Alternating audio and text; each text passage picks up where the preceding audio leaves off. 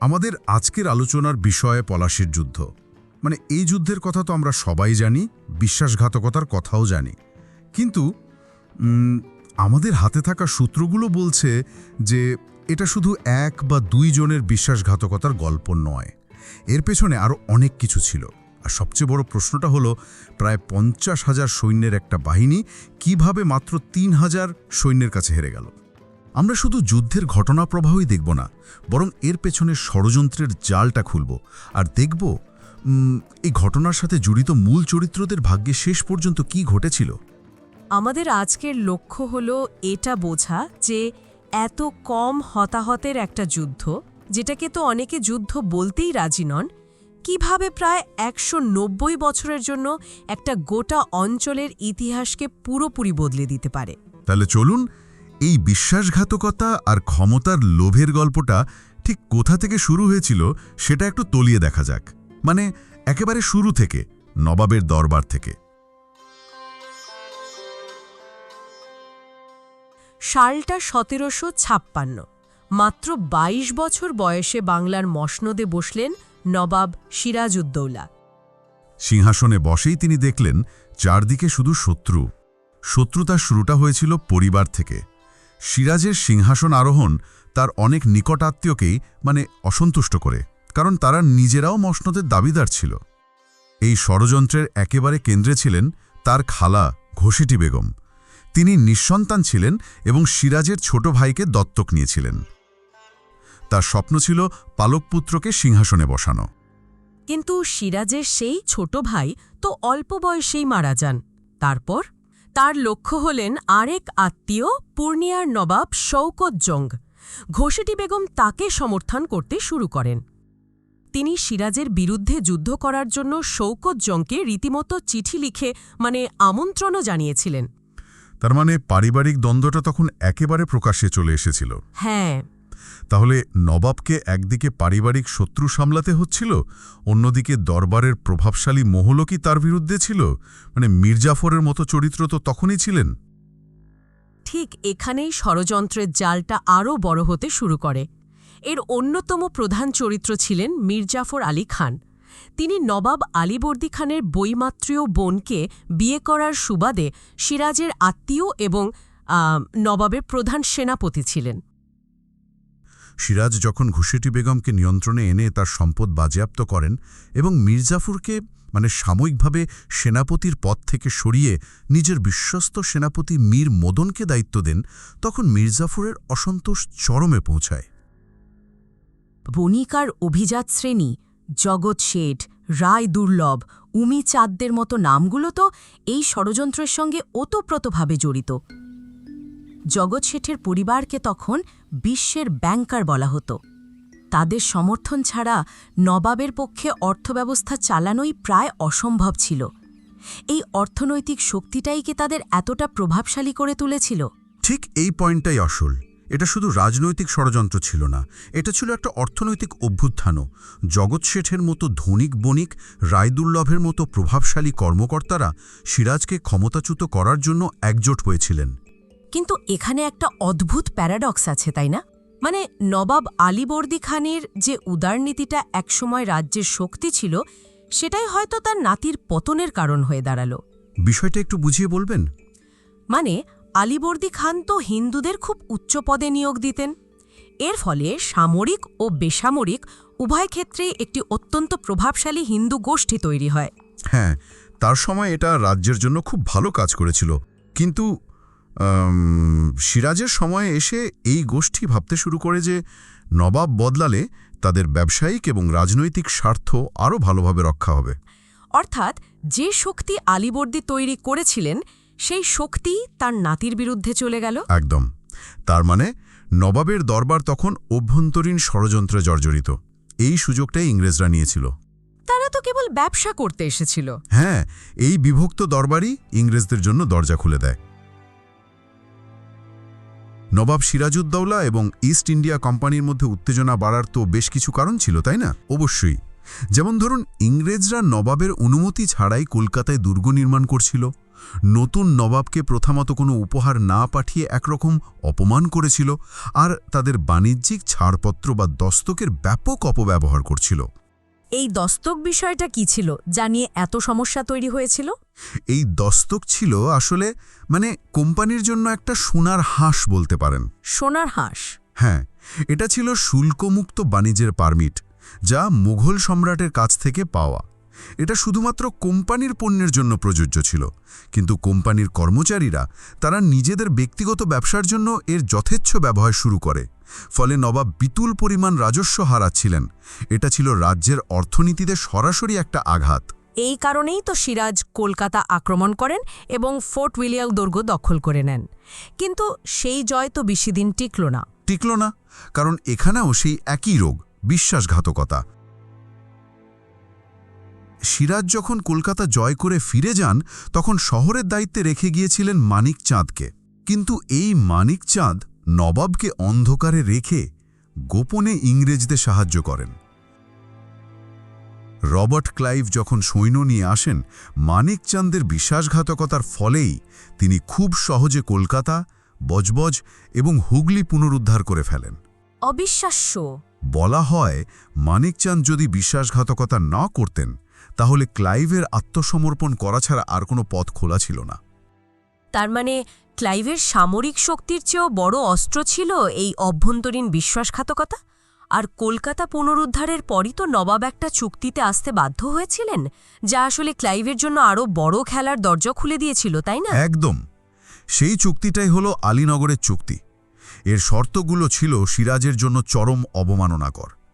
ইংরেজরা বাংলায় শুল্কমুক্ত বাণিজ্য করার অধিকার ফিরে পায়, কলকাতার নিজস্ব টাকশাল মুদ্রা তৈরির কারখানা নির্মাণের অনুমতি পায় এবং দুর্গ আরও সুরক্ষিত করার অধিকার পায়। কিন্তু ক্লাইভের কাছে এটা তো ছিল কেবলই একটা সাময়িক কৌশল। ঠিক, তার আসল উদ্দেশ্য ছিল আরও বড় পুরো ক্ষমতার নিয়ন্ত্রণ নেওয়া। আর এখানেই বিষয়টা আরও আকর্ষণীয় হয়ে ওঠে। ক্লাইভ এই চুক্তিকে ব্যবহার করে পরিস্থিতি আরও জটিল করে তোলে। সে তো নবাবের আরেক শত্রু ফরাসিদের দিকে নজর দিয়েছিল। সে ফরাসিদের ঘাঁটি চন্দননগর আক্রমণের একটা অজুহাত তৈরি করে, কিন্তু সে জানত নবাবেতে বাধা দেবেন, কারণ ফরাসিরা ছিল নবাবের মিত্র।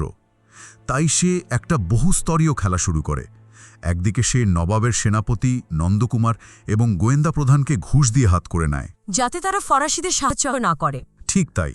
আর অন্যদিকে নবাবের দরবারের ষড়যন্ত্রকারীরা, জগৎ শেঠ, মীর জাফররা, তারা তো ছিলই। জগৎ শেঠ এবং অন্য প্রভাবশালীরা নবাবকে ক্রমাগত ইংরেজদের না চটানোর জন্য কুপরামর্শ দিতে থাকে। তারা বোঝানোর চেষ্টা করে যে ইংরেজদের সাথে সংঘাতে গেলে রাজ্যের ক্ষতি হবে। এভাবেই নবাবকে ধীরে ধীরে একা করে ফেলা হলো। হ্যাঁ, একা এবং কিংকর্তব্য বিমূঢ়।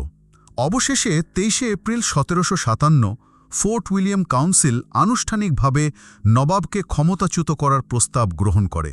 আর তখনই মীর জাফরকে পরবর্তী নবাব করার চূড়ান্ত চুক্তিটি হয়। ষড়যন্ত্র চূড়ান্ত রূপ নেয়। হ্যাঁ, মীর জাফরকে নবাব করার বিনিময়ে কোম্পানি কলকাতার ইউরোপীয় ব্যবসায়ী এবং অন্যদের জন্য বিপুল পরিমাণ অর্থ এবং অঞ্চল ছেড়ে দেওয়ার চুক্তি হয়। তবে এখানে একটা নাটকীয় মোড় আসে উমিচাঁদ নামের এক ব্যবসায়ীকে নিয়ে। মধ্যস্থতাকারী। হ্যাঁ, হঠাৎ তিনি বেঁকে বসেন এবং নবাবের ধনাগারের 5% দাবি করেন, না হলে পুরো ষড়যন্ত্র ফাঁস করে দেওয়ার হুমকি দেন। এটা তো ক্লাইভের জন্য একটা বড় ধাক্কা ছিল। সে তাকে কিভাবে সামাল দিয়েছিল? ক্লাইভ তাকে ঠোকানোর জন্য দুটো চুক্তিপত্র তৈরি করে। একটি আসল, যা ছিল সাদা কাগজে, যেখানে উমিচাঁদের কোনো দাবি ছিল না, আর একটি নকল, লাল কাগজে। হ্যাঁ, লাল কাগজে, যেখানে উমিচাঁদের দাবির কথা লেখা ছিল। এই নকল চুক্তিপত্রটায় উমিচাঁদকে দেখানো হয়। অবিশ্বাস্য যে অ্যাডমিরাল ওয়াটসন নাকি এই জালিয়াতিতে সই করতে রাজি ছিলেন না। একদমই না। ক্লাইভ নিজেই অ্যাডমিরাল ওয়াটসনের স্বাক্ষর জাল করেছিল। এটা ক্লাইভের ব্যক্তিগত চরিত্র নিয়েও অনেক কিছু বলে দেয়। ঠিক, এটা প্রমাণ করে যে নিজের লক্ষ্য পূরণের জন্য সে কোনো নৈতিকতার ধার ধারত না।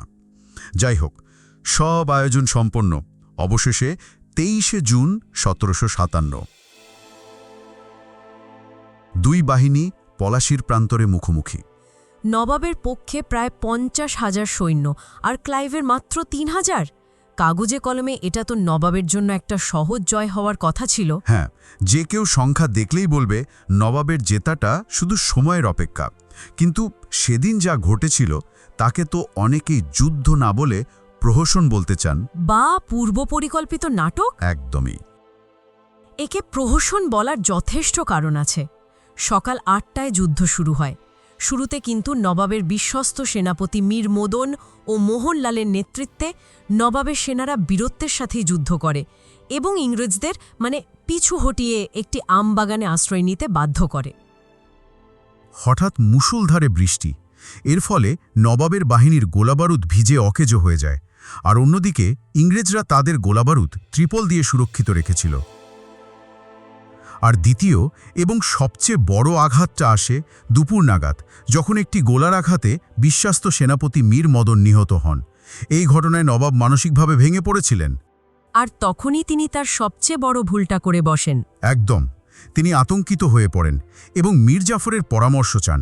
আর এখানেই ঘটে চূড়ান্ত বিশ্বাসঘাতকতা। মীর জাফর ও রায়দুর্লভ নবাবকে বোঝান যে সেদিন যুদ্ধ থামিয়ে দেওয়া উচিত। কিন্তু মোহনলালের মতো বিশ্বস্ত সেনাপতি তো তখনও যুদ্ধ চালিয়ে যেতে চাইছিলেন। নবাব কেন মীর জাফরের কথা শুনলেন? কারণ মীর জাফর ছিলেন প্রধান সেনাপতি। সিরাজ হয়তো ভেবেছিলেন এমন সংকট মুহূর্তে প্রধান সেনাপতির অভিজ্ঞতায় বেশি কাজে দেবে। মোহনলালের বারবার অনুরোধ সত্ত্বেও সিরাজ তাদের কথায় প্রভাবিত হয়ে যুদ্ধবিরতির আদেশ দেন। আর সেই সুযোগটাই নেয় ইংরেজরা। নবাবের সেনারা যখন যুদ্ধক্ষেত্র থেকে বিশৃঙ্খলভাবে নিজেদের শিবিরে ফিরে আসছিল, ঠিক তখনই ইংরেজ বাহিনী তাদের ওপর ঝাঁপিয়ে পড়ে। আর মীর জাফর, রায়দুর্লভের অধীনস্থ প্রায় ৪৫,০০০ সৈন্য তারা নিষ্ক্রিয়ভাবে দাঁড়িয়ে থাকে। তারা যুদ্ধই করেনি। মাত্র ১১ ঘণ্টার মধ্যে যুদ্ধ শেষ হয়ে যায়। নবাব পালিয়ে গেলেও পরে ধরা পড়েন এবং মীর জাফরের পুত্র মিরনের আদেশে মোহাম্মদী বেগ নামের এক ব্যক্তি তাকে নির্মমভাবে হত্যা করে। এভাবে একটি প্রায় জেতা যুদ্ধ শুধু বিশ্বাসঘাতকতার কারণে হেরে যেতে হলো। যুদ্ধ তো শেষ হলো, কিন্তু এর আসল ফলাফল তো তখন শুরু। যুদ্ধটি আসলে ছিল একটি পূর্ব পরিকল্পিত ক্ষমতা হস্তান্তর। এর পরিণতি ছিল সুদূর প্রসারী। এর তাৎক্ষণিক ফলাফল ছিল কয়েকটি। ১. মীর জাফর নামে মাত্র নবাব হন, কিন্তু আসল ক্ষমতা চলে যায় রবার্ট ক্লাইভের হাতে। ২. বাংলা থেকে ফরাসিদের আধিপত্যের পুরোপুরি অবসান ঘটে। অর্থনৈতিকভাবে তো কোমর ভেঙে দেওয়া হয়। ইংরেজরা বাংলায় একচেটিয়া বাণিজ্য এবং বাংলার অফুরন্ত সম্পদ লুণ্ঠনের সুযোগ পায়, যা এখানকার অর্থনীতিকে চিরদিনের জন্য পঙ্গু করে দেয়।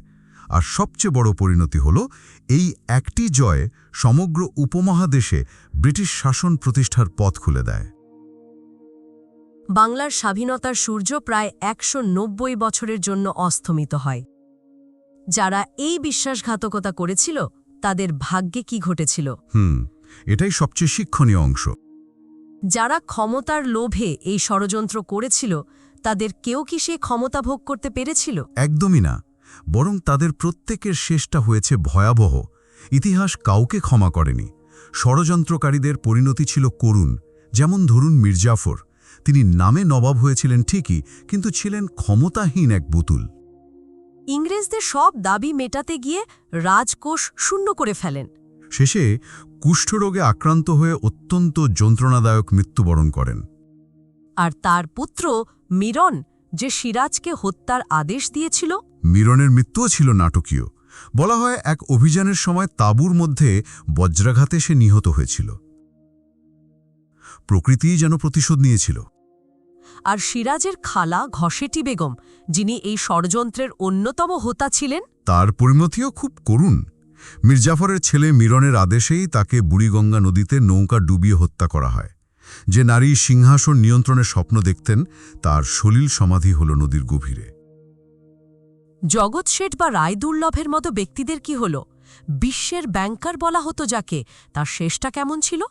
ধনকুবের জগৎ শেঠকে পরবর্তী নবাব মীর কাসিম মুঙ্গের দুর্গের চূড়া থেকে গঙ্গায় নিক্ষেপ করে হত্যা করেন। টাকা পয়সা সমেত। হ্যাঁ, টাকার উপর ভর করে যে ক্লাইভ এই খেলাটা খেলেছিল, তাকেই শেষে গঙ্গায় ছুঁড়ে ফেলা হয়। এর চেয়ে বড় আইরনি আর কি হতে পারে? রায়দুর্লভকেও মীর কাসিমের আদেশে মৃত্যুদণ্ড দেওয়া হয়।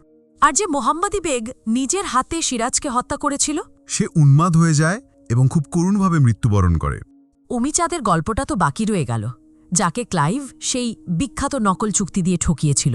হ্যাঁ, ক্লাইভের সেই প্রতারণার কথা যখন উমিচাঁদ জানতে পারেন, তখন তিনি মানসিক ভারসাম্য হারিয়ে ফেলেন।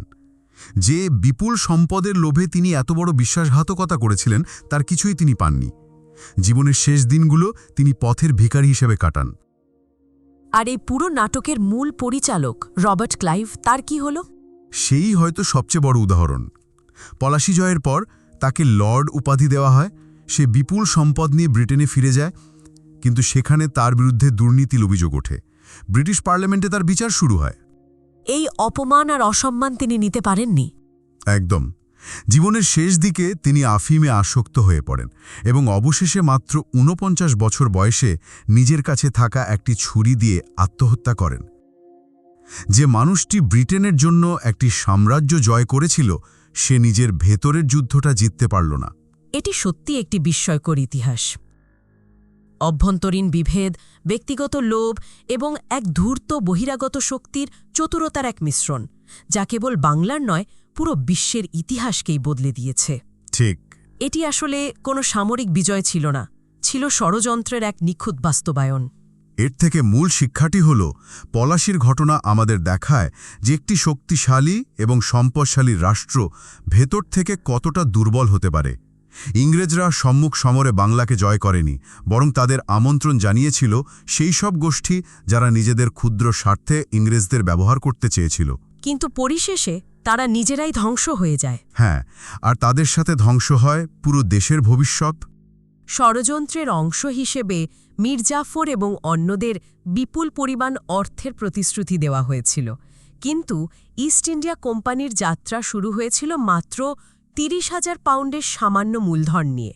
এটি একটি প্রশ্ন তৈরি করে, বাংলার এই বিশাল ধনভাণ্ডারের লোভই কি ব্যক্তিগত শত্রুতাকে একটি জাতীয় বিপর্যয়ে পরিণত করার মূল চালিকা শক্তি ছিল?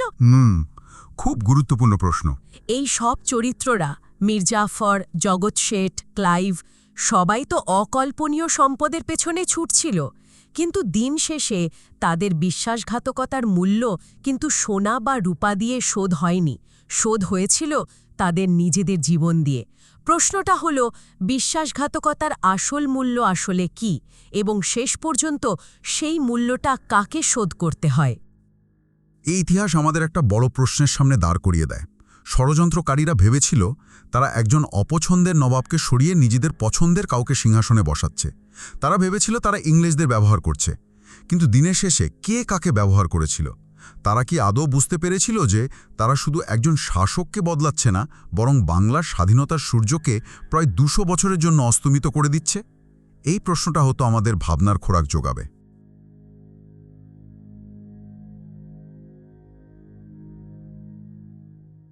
দেখুন, এই যুদ্ধটা কিন্তু শুধু একটা সামরিক পরাজয় ছিল না, এটা ছিল একটা বিশাল ষড়যন্ত্র, যার ফলে বাংলায় শুরু হয়েছিল প্রায় ১৯০ বছরের ব্রিটিশ শাসন। প্রথমত, সিরাজের আসল লড়াইটা কিন্তু ইংরেজদের সাথে ছিল না, ছিল তার নিজেরই কাছের মানুষদের সাথে। ভাবা যায়, একদিকে তার খালা ঘোষেটি বেগম, অন্যদিকে প্রধান সেনাপতি মীর জাফর, এমনকি জগৎ শেঠের মতো প্রভাবশালী ব্যবসায়ীরাও ইংরেজদের সঙ্গে হাত মিলিয়েছিলেন। মানে দেশের স্বাধীনতার বিনিময়ে তারা মুসলিম শাসনের অবসান ঘটাতে চাইছিলেন। দ্বিতীয়ত, পলাশীর ময়দানে যা হয়েছিল সেটাকে ঠিক যুদ্ধ বলা যায় না, এটা ছিল একটা সাজানো নাটক। নবাবের প্রায় ৫০,০০০ সৈন্যের সামনে ইংরেজদের ছিল মাত্র ৩,০০০। কিন্তু লাভ কি হলো? মীর জাফর আর তার সঙ্গীদের অধীনে থাকা প্রায় ৪৫,০০০ সৈন্য তো পুতুলের মতো নিষ্ক্রিয় দাঁড়িয়েই থাকল। বিশ্বস্ত সেনাপতি মীর মদন যখন বীরের মতো লড়তে গিয়ে মারা গেলেন, নবাব একদম দিশেহারা হয়ে পড়েন। আর ঠিক তখনই মীর জাফরের পরামর্শে যুদ্ধ থামিয়ে দেন, যা আসলে তার পরাজয় নিশ্চিত করে দেয়। এর ফলাফল ছিল ভয়াবহ। মীর জাফরকে নামে মাত্র নবাব বানানো হলেও আসল ক্ষমতা চলে যায় রবার্ট ক্লাইভের হাতে, আর ইংরেজরা পেয়ে যায় বাংলায় একচেটিয়া বাণিজ্য আর কর আদায়ের অধিকার, যা ধীরে ধীরে পুরো ভারতবর্ষে তাদের শাসন প্রতিষ্ঠার পথ তৈরি করে দেয়। শেষ পর্যন্ত ব্রিটিশদের সামরিক শক্তি চেয়েও সিরাজের কাছের মানুষদের বিশ্বাসঘাতকতায় বাংলার পতন ঘটিয়েছিল।